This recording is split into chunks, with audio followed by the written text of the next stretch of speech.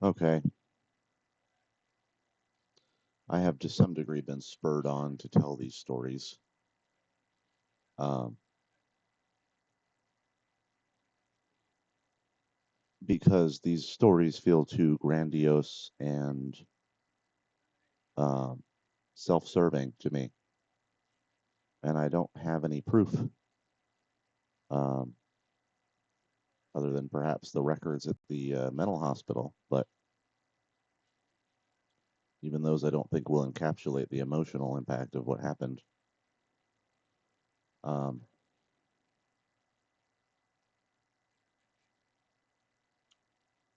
so when they locked me up in that mental institution, they almost immediately put me on lithium, which almost immediately cultivated akathisia in me. And again, akathisia is a movement disorder, and it makes you feel compelled to just move your body a little bit somehow, somewhere. I could show other examples of people experiencing akathisia, but unless you actually have experienced it in your own body, it's almost unbelievable um, because of how just prescient and upfront in your mind. It's like obsessive compulsive disorder. Um, to just keep moving. And I would pace back and forth until my feet bled or were at least very blistered. And my legs and my muscles all ached. But I couldn't stop because stopping was less comfortable than dealing with the soreness and pain. Um, so the entire 2 weeks that I was locked up in that hospital, that was how I was feeling. And I resolved that problem mostly by walking back and forth down the hallway where all of the people lived. So it was one long hallway into that led into an open area for with seating and one television and the bubble, as you would call the window that you can interact with to talk to the staff that were there. And then the small outside area, the caged in small outside area that was mostly just a plot of grass that was about the size of this room, probably about 4 times the size of this room. And we would sit out there and they would play music for us, or if I bothered them enough, they would do that. It would take some convincing most days to find a nurse who was willing to come and sit with us when they had time in between their tasks. And again, these places are all understaffed. Um, so I would pace up and down this hallway. And again, that was a habit I developed in prison, and partially for physical therapy because my spine and my ankle were broken, and I was told that I should walk. So I did a lot. In fact, in prison, I spent 6 months walking back and forth across a 300-foot long, I measured it, second story platform next to all of the cells that were on the second tier. People would leave me alone up there, but I would just walk, and I did that for 6 months. I walked for 8 hours a day for 6 months. In fact, it was all I would do was get up, walk out of my cell, and walk back and forth across that platform in between meals and naps and lockdowns. That was all I would do. So they don't explicitly give you a place to do this in prison or jail. So a lot of people start doing it just wherever you have a space to walk. And since most people wouldn't think to do that because it feels oddly inappropriate and invasive to people's space sometimes, um, after I started doing that in the mental hospital, other people started doing it with me or around me, not with me. We were all too comfortable to be walking together in that way. Um, but one of the first people started to do this with me was this 20-year-old girl who, and I don't know what I don't know what most of these people were in there for. Um, her, I suspect, was just depression, and I suspect that they put her on antidepressants and that she was to some degree recovering, um, which is confusing, especially for a young girl, I imagine. But something about me she found very interesting, and she was very pretty. Um, she's also 20 years old, and I am 38, so I was very uncomfortable with that. And I'm going to describe all of these interactions, and they seem unbelievable to me in hindsight. And I have no proof, and I have no other way to tell this story. But as miserable and awful as the whole experience was for me, I was trying to help people around me in there. And it started with this girl. And there was another boy, a young boy about her age, that was very interested in her. And she seemed to reciprocate that interest. So I don't know why she was messing with me, but she did corner me on one particular occasion. It was late at night, and I had gone out to find a snack or something and sit down in the day room, and she sat down right next to me and just she kind of cornered me. So I think she was looking to see whether or not I was interested, and I remember that. I looked her dead in the eyes. At some point in the conversation, I looked her dead in the eyes and I said, "You're so pretty, and you're going to meet somebody who's going to treat you really nice." And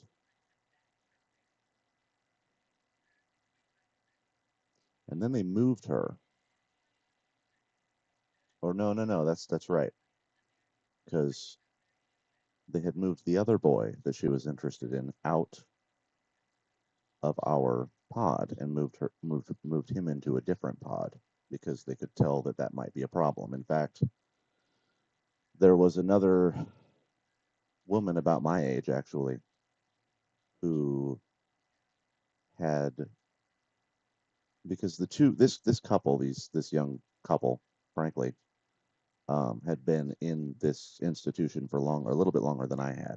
And when I had gotten there, this problem was already transpiring between this couple and also this woman who was my age, who was bound and determined that she was going to attack both of these people. I don't know exactly what in her head set that off, but I can imagine it was either jealousy or discomfort with their display of affection, and thus leading to them moving him um, to try to resolve that problem. But that woman would not stop trying to attack this couple. Um, so they always had her locked in her room or under guard, and they were slowly trying to let that woman out, the older woman. Boy, if I had names, that would probably help, huh? Um, we'll call the boy Ben, we'll call the girl Tara, and we'll call the older woman Maria. Um, yeah, so Maria kept trying to come out of the room and attack these people, and they all, without explicitly explaining what was happening, everybody kind of knew what was happening. She was mad at this couple for being like openly affectionate. So when they moved that boy out, suddenly that girl latched onto me, and I was not. I was very uncomfortable. Of course, I didn't want to let her down. I didn't want to make her feel bad. And of course, I kept trying to, what do you want? I'm a 38-year-old man. But and that was nice for me. And there was one point when I went up to the glass bubble and asked for some chapstick, which I was surprised they gave me chapstick, but I asked anyway. Sometimes if you ask the staff there for things, they will have them, and sometimes they won't. When I asked for nail clippers, they told me they had none. which is a very weird thing to not have for a bunch of people locked in a mental institution for several weeks at a time. You need to be able to clip your fingernails and stuff. I mean, there's a lot of gaps in the rationale of how they're treating people in those mental institutions that are similar to that and hard to describe to anyone who hasn't experienced it. But they did not have nail clippers for us, but they did have chapstick. And this girl who was flirting with me, Tara, kept walking up and down the hallway, and her lips were just all messed up. Partially to do with the water in there, and then probably partially to do with her own depression and not being able to take care of herself very well. She's very pretty anyhow. But so I gave her some chapstick. Um, and I think that made her feel better. But that was, again, this is just another thing that I was trying to do to help people around me. And maybe it was a little self-serving because there was a mutual attraction there. And then the woman, Maria, um, there was a point where they had her sitting outside of her room in a chair, and she was sitting and growling. And her room was right across from mine. And again, I would walk up and down the hallways where all the rooms were and pace back and forth. So I walked up to this woman, and I just spoke very calmly to her, and nobody would approach her except the guards. Um, and I just tried to sort of be there with her for a second. But I remember I looked at her. She was very aggravated and agitated. And I got in her face and I went, "Urgh. Is that how you feel? That's how I feel sometimes. Urgh. It's very frustrating, huh?" And she really liked that. Or at least I think she appreciated seeing someone else feeling what she was feeling. Um, and then she was okay for a few days after that. And then she got frustrated again and she tried to attack somebody. I think it was one of those kids. I don't remember if they had brought Ben back into the pod yet, but they put that poor woman into a restraining chair, which is where they lock your arms and legs down into this chair until you calm down. And sometimes they'll give you medication about it, and sometimes they won't. That chair scares me more than anything else does. Confinement is scary to me to begin with, but that kind of confinement sounds like a kind of hell. Um, so I suppose it's an effective way of getting people to settle down, is to threaten them with that chair. Um,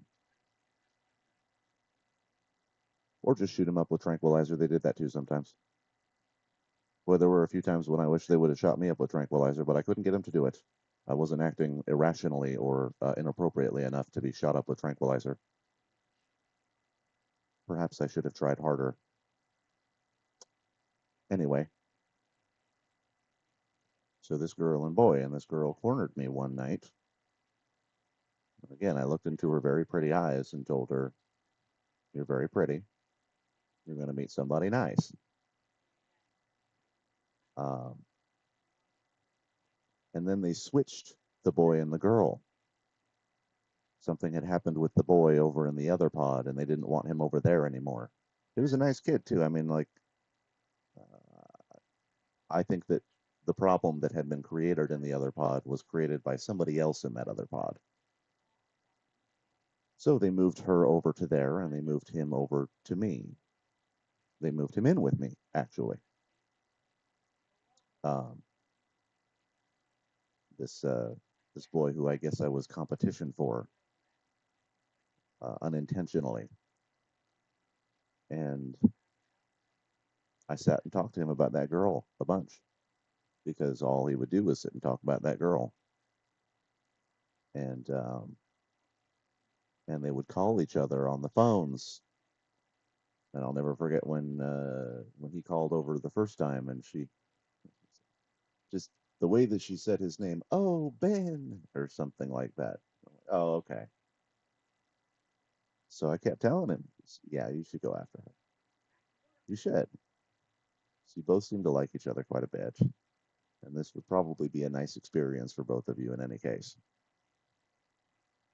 Um, and that's what I did. I sat and I encouraged him a bunch about that. Um, and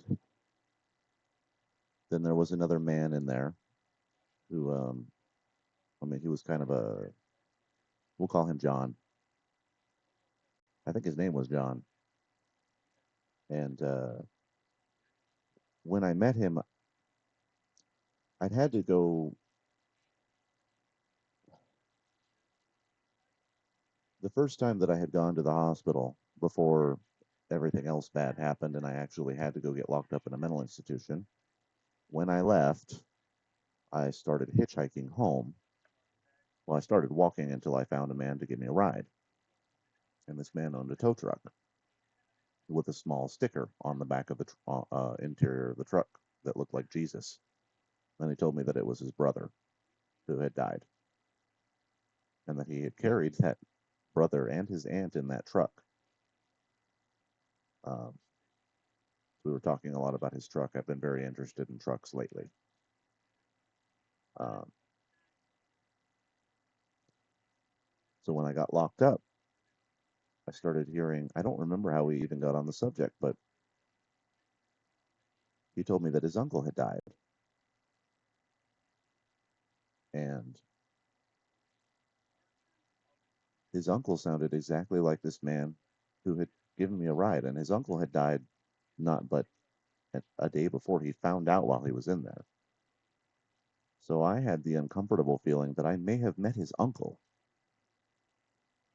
Um, I mean, that was too unreal for either of us, actually, because after I expressed it, and we both sort of came to the conclusion that I might have met his uncle, neither of us was comfortable enough with each other to talk about that.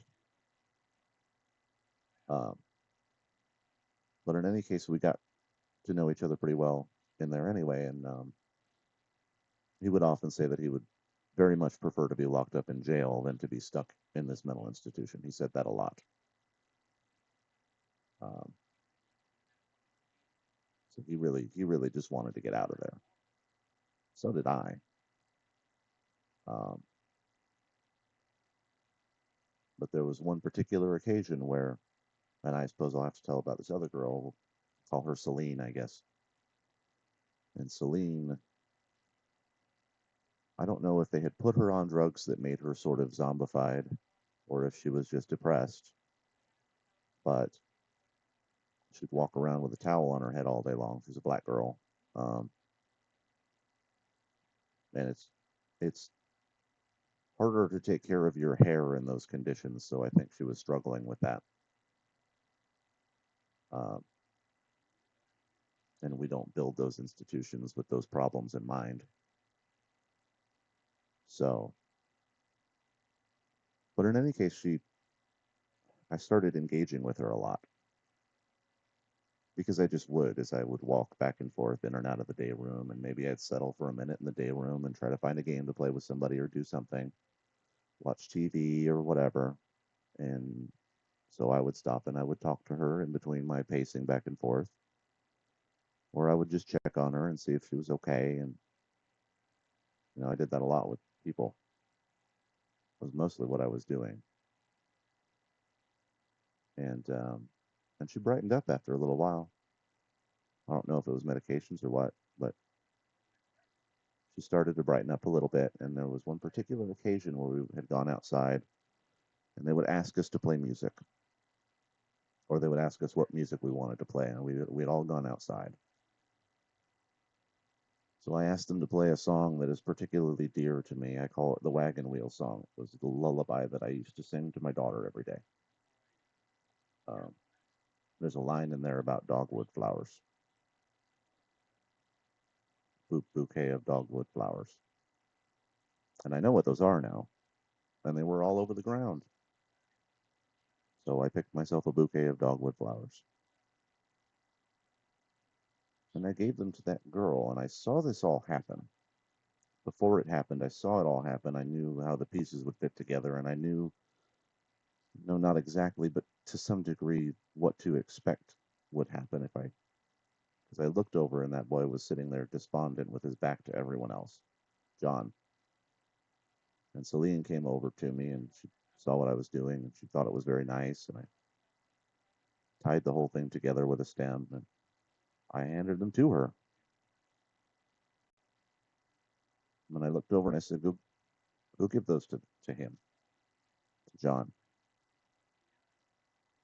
And she did. And as soon as I saw that happen, I stood up and I stood in front of the nurse who was sitting there to block her view because he started crying. And she wrapped her arms around him to make him feel better. And I didn't want the nurse to stop her from doing that because he looked like he needed it. Now, those rules are there for a reason and they're not wrong, but there are exceptions, and that seemed like an exception to me. Um, and then there was another girl in there, and she came late. After about a week that I was in there, they put her in our pod, and she was obviously from someplace hard. I mean, she sounded and acted like a hood rat. She just did. She was a little black girl. Couldn't have been more than 5 foot, but very, very energetic. She was like a pit bull. Never stopped moving. A lot like me a little bit. And I could tell, I could smell the PTSD on her. And she was pretty too. Tattoos all over her face, but she was pretty nonetheless. Um, and probably about 25, something like that, maybe 30 at the most. But she would, she couldn't stop moving either. And she would approach people with a level of intensity that was overbearing and too much. People didn't know how to respond to her, but she couldn't stop just trying to engage with people around her. And when she would do it to me, I would get right into her face and match her intensity as well as I could. So, hey, how you doing? What's going on? You have a good day? Um, and then I think either it was too much for me to sit and hold that frame for very long with a person like that. That's not always easy. But on one particular occasion, she did that. And I could tell the nurses were stalking her because she was getting a little bit too out of control. What that necessarily means in that situation, it's hard for me to say, but as a person who she might have looked like she was about to attack somebody, and she might. It's hard to tell when a person is that uh, intense and engaging with people in the way that she was. And I looked at her and she got right in my face, and I looked down in her face and I said, "You're so pretty. You need to settle down." And I watched her whole body shift, her whole body language shift, and she did. She settled down for a little while. And at some point later, something about what she was doing, freaking out um, and yelling, and mostly she was being way too loud for anybody. Um, so a bunch of nurses came in, and I remember I pulled one of them aside because I watched. They had one of the cops come in too,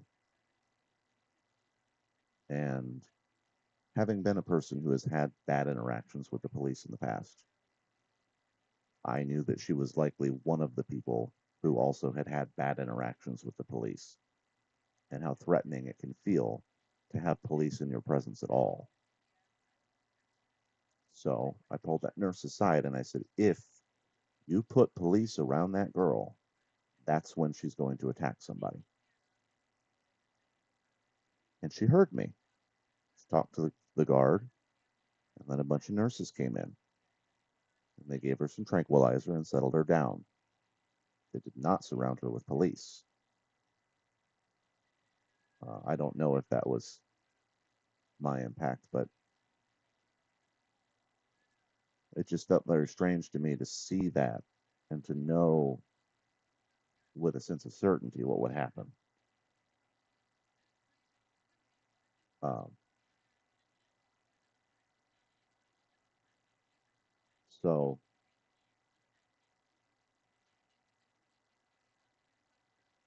yeah. And then there was another man in there, and this will break into because I was very mean to somebody. I was very, very mean and angry with somebody at one point, just once. One of the nurses. There was another man in there, and we're going to call him Bartleby because that's what I call him. Um, and I like Bartleby quite a bit. He's an awful lot like me. Um, we had a lot of strange things in common, similar birthdays, similar interests, similar cultural references. We could just lock in and know kind of what each other was talking about pretty easily. Um, and he would do things like because he had figured out that you could bring food in. And he was also a person who seemed like he had been through a number of mental institutions before, or at least been institutionalized enough to know where the rules were and how far you could take them and where you could find loopholes and whatever. So what he had figured out was how to bring food in.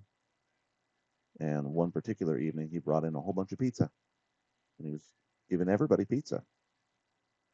It was a pizza party. He threw a pizza party for everybody, and he had everybody playing cards. And I wasn't in a mood right then.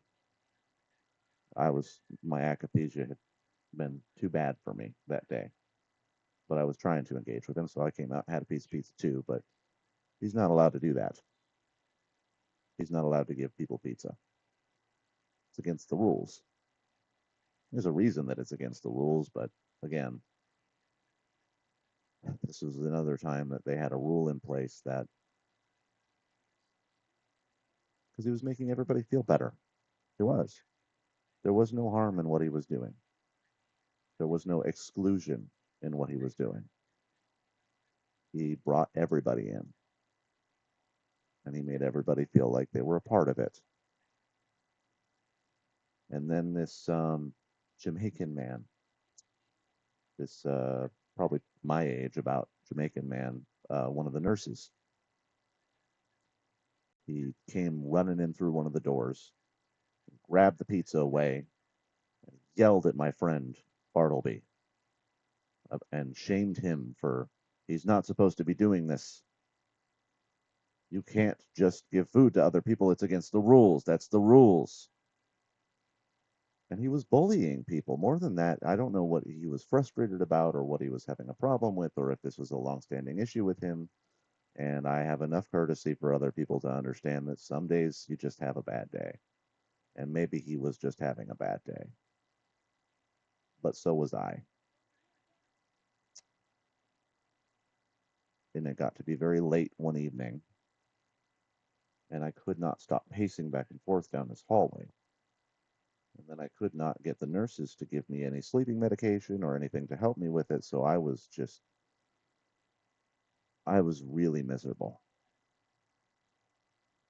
And I don't remember what it was that he said to me, but I was not talking to him. I was speaking with the other nurse who was on staff there, who was a rather combative nurse. Sometimes you get nurses who will help you with things, and sometimes you get nurses who will not do anything for you and will actively and deliberately, to some degree, stop you from getting things that you need. And Mostly she just was busy.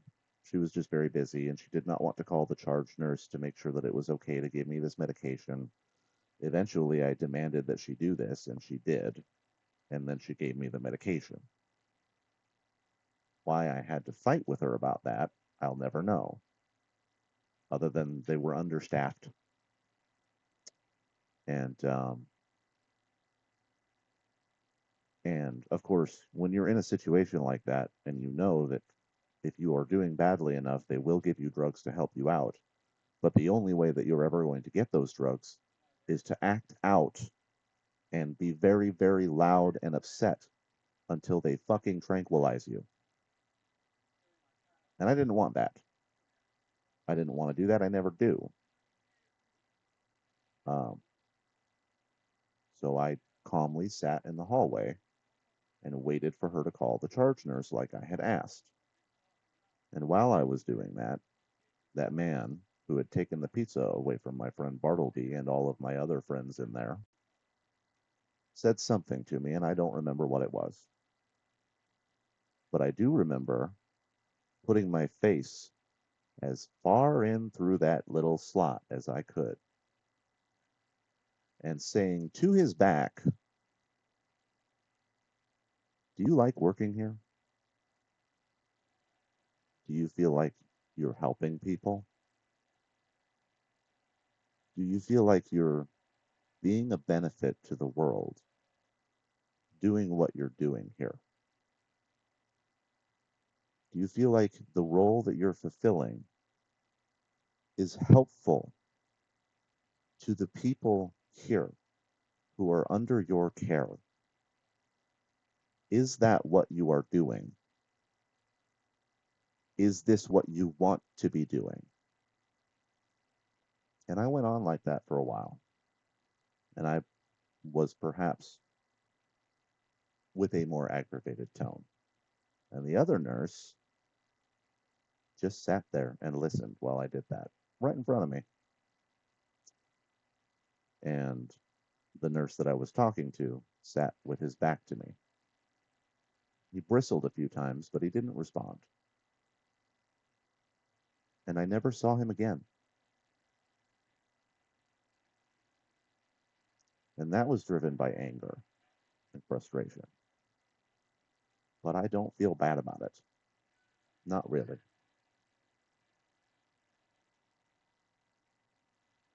To some degree, that's true about a lot of the things in my life.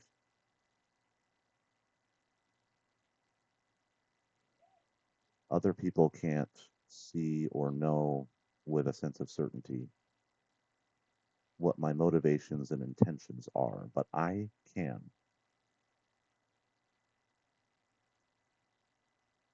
And as miserable and awful as that experience was for me, at least it clarified to me to some degree. And maybe this is because I have a chip on my shoulder because I'm so afraid that people will have an expectation that I am an evil and terrible person because of my reputation, because of my past, and because even to some degree I am afraid because of the things that I have done.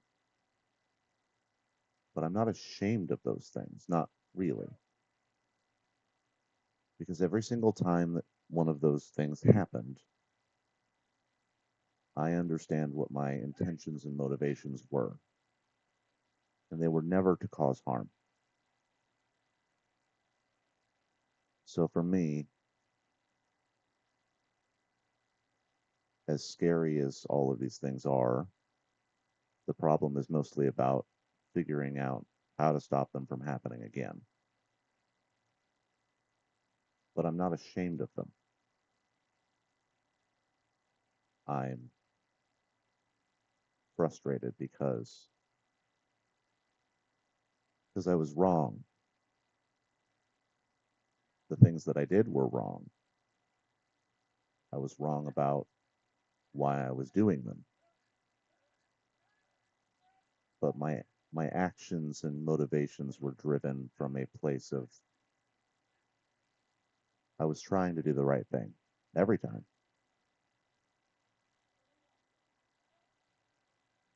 And that's really hard to explain to other people too.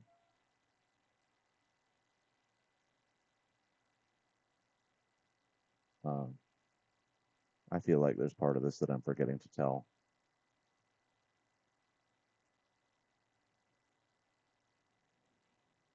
But these are stories that I would like to tell to my children about who I am.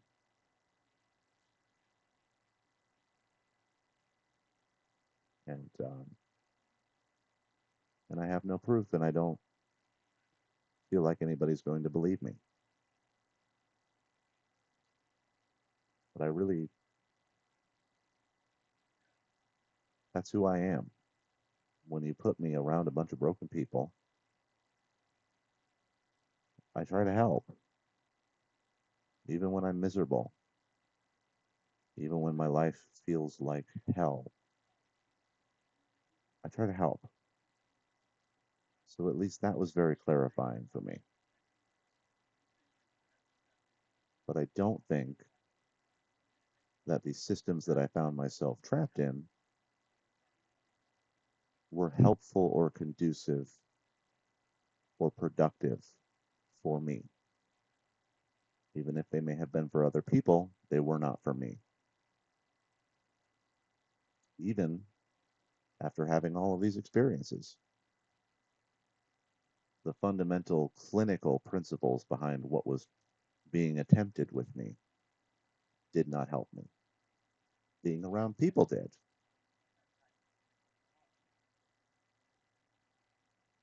But there aren't a lot of places where you can just be around people.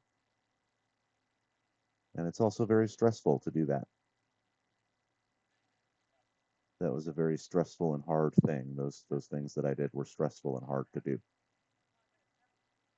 So it's exhausting.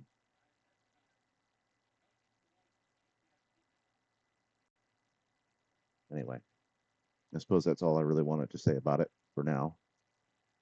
But I wanted to end this series about my experiences in the mental hospital with these descriptions as well.